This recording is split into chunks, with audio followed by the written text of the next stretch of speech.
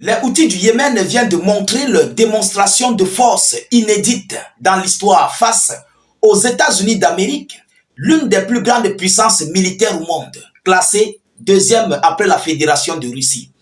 Alors, mesdames et messieurs, c'est inédit.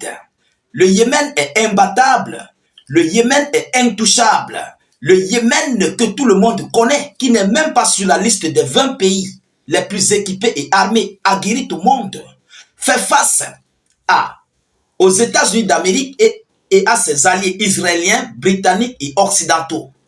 Oui, il s'agit des Houthis du Yémen. Mesdames, et Mesdemoiselles et Messieurs, ces dernières 72 heures, on nous annonce qu'un nouveau navire américain vient d'être encore frappé par les Houthis. Et ce n'est pas le premier ni le dernier. À maintes reprises, y compris des dizaines de drones américains qui ne cessent d'abattre sur leur ciel aérien.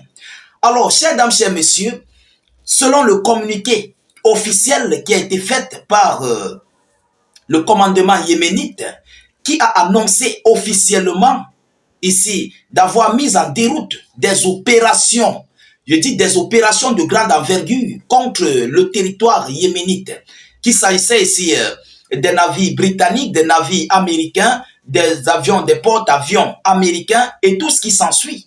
Et lorsque vous voyez les Houthis que beaucoup de gens considèrent comme une puissance, un petit mouvement, je voulais dire, lorsque vous voyez ce qu'elle fait face, mesdames et messieurs, ça c'est un très très grand État. Cet État a ce qu'on appelle des vrais combattants.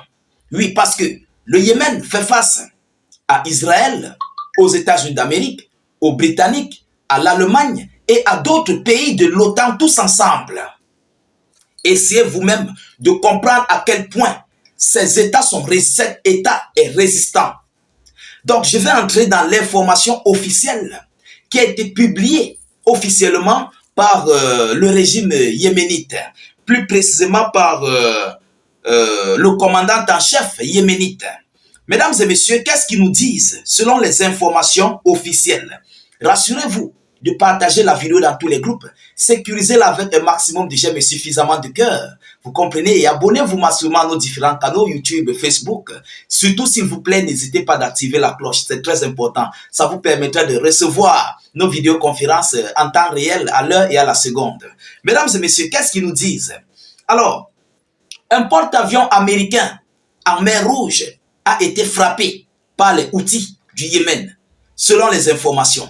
Dans un communiqué publié ce vendredi 10 janvier, hier, vendredi 10 janvier, les forces yéménites ont déclaré avoir ciblé des navires, dont le porte-avions américain USS Harry S.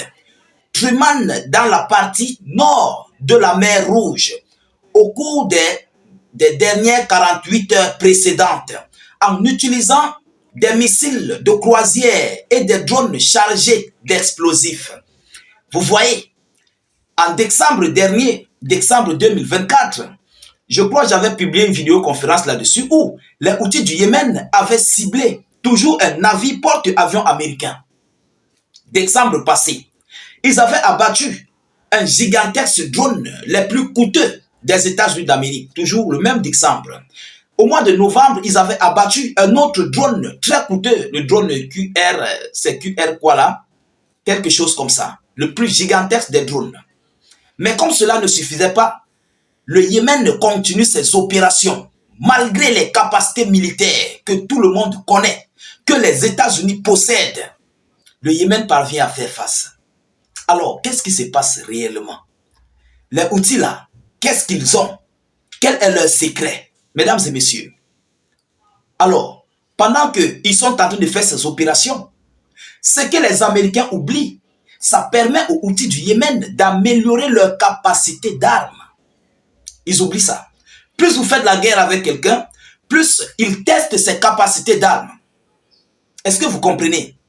Et c'est comme ça qu'un pays, un État devient plus fort et puissant en termes militaires. Mesdames et messieurs, l'opération a empêché une nouvelle attaque aérienne contre le pays. Depuis le porte-avions a déclaré le communiqué ajoutant que l'attaque a forcé le porte-avions américain et et les navires de guerre qui l'accompagnaient. Donc c'était un porte-avions. Cette opération a empêché aux États-Unis d'Amérique de lancer une attaque contre le Yémen avec leurs navires porte-avions et les autres navires qui l'accompagnaient à se retirer de la région nord de la mer Rouge. Est-ce que vous comprenez ça? Washington a fui le combat. Oui, les États-Unis d'Amérique ont fui face au Yémen. Mesdames, Mesdemoiselles et Messieurs, c'est grave, c'est inédit. Alors, le communiqué a également évoqué les frappes de jeudi menées contre le côté nord de la ville de Jaffa, près de Tel Aviv, le cœur économique du Yémen israélien dans les territoires palestiniens occupés en utilisant 3 véhicules aériens sans pilote. Non seulement ils frappent sur les navires américains, les avions de combat et tout ce qui s'ensuit, ils continuent de frapper sur Israël. Ah oui, ça c'est ce qu'on appelle la démonstration de force. Mesdames, Mesdemoiselles et Messieurs, j'ai toujours dit, ceux-là qui nous suivent depuis, lors de la bataille entre le Liban et Israël, je vous avais dit que ces mouvements que vous voyez là, ce ne sont plus des petits mouvements. Le Yémen a plus de 100 000 hommes au sein de son armée, si je ne fais pas erreur du chiffre. Ils ont plus de 100 000 hommes au sein de leurs forces armées. Des outils, je parle des outils.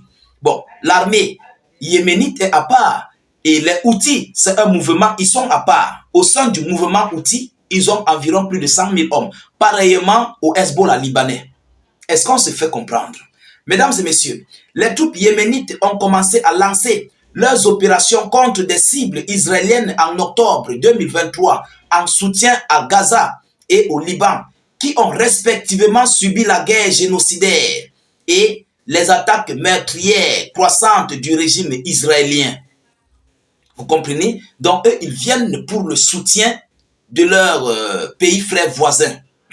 Alors, les frappes réussites ont été suivies d'une agression meurtrière intensifiée du régime israélien, les États-Unis et le Royaume-Uni contre le territoire yéménite. Les États-Unis et le Royaume-Uni contre le territoire yéménite.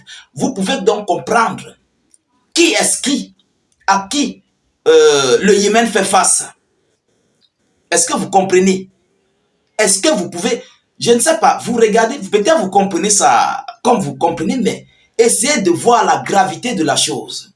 Le Yémen, les outils du Yémen, qui ne sont pas parmi les 20, les 30 puissances militaires au monde, mais qui font face aux États-Unis d'Amérique, à Israël qui est parmi les 5, les États-Unis d'Amérique qui sont parmi les qui sont deuxièmes, la Britannique, les Britanniques qui sont classés parmi les 20 au monde. Mais Washington et ses alliés fuient le Yémen. C'est incroyable. Mesdames et messieurs. Alors, les forces yéménites ont réagi en intensifiant leur frappe contre des cibles israéliennes et américaines stratégiques et sensibles, notamment contre les navires de guerre et les porte-avions américains déployés au large des côtes yéménites. Voilà ce que le communiqué yéménite vient de nous relayer. Mesdames, Mesdemoiselles et Messieurs, alors, lorsque nous voyons, je vous ai toujours dit que dans ces mouvements, ils ne sont pas seuls. Ces mouvements sont soutenus par des puissances militaires.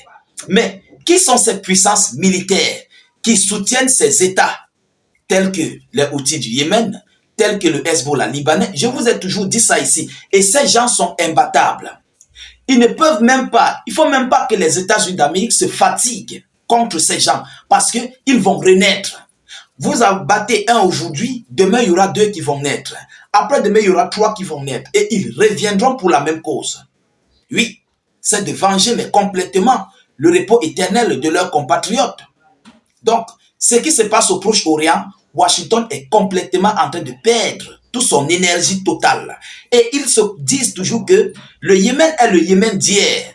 Pareillement comme c'était avec le Hezbollah libanais et Israël. Je vous avais dit, que Israël ne pouvait pas supporter, et à la fin qui a demandé un cessez-le-feu, c'est Israël qui a demandé un cessez-le-feu, parce qu'ils étaient tellement frappés. Oui, le Hezbollah libanais frappait mais sérieusement sur Israël, jusqu'à un niveau où il était obligé, Netanyahou était obligé de demander un cessez-le-feu. Et c'est là comme ça que ça s'est arrêté. Alors, mesdames et messieurs, c'est la même chose qui va s'effectuer du côté du Yémen. Ils veulent ou ils ne veulent pas. C'est de ça qu'il s'agit. Nous continuons de suivre cette actualité le plus près que possible. Nous ne manquerons pas de vous tenir informés de la suite de ces hostilités, de cette actualité du Proche et du Moyen-Orient. De votre côté, continuez de partager la vidéoconférence partout à travers le monde pour permettre à nos différents frères qui cherchent nos vidéoconférences de pouvoir les rejoindre, de pouvoir les retrouver facilement. Alors, je vous prie encore une fois de plus de vous abonner massivement à nos différents canaux de réalisation tels que YouTube, Facebook et surtout n'hésitez pas s'il vous plaît de cliquer sur la cloche de notification. Je vous reviens tout à l'heure pour une prochaine série d'actualités. Soyez encore salués une fois de plus. Ciao, ciao.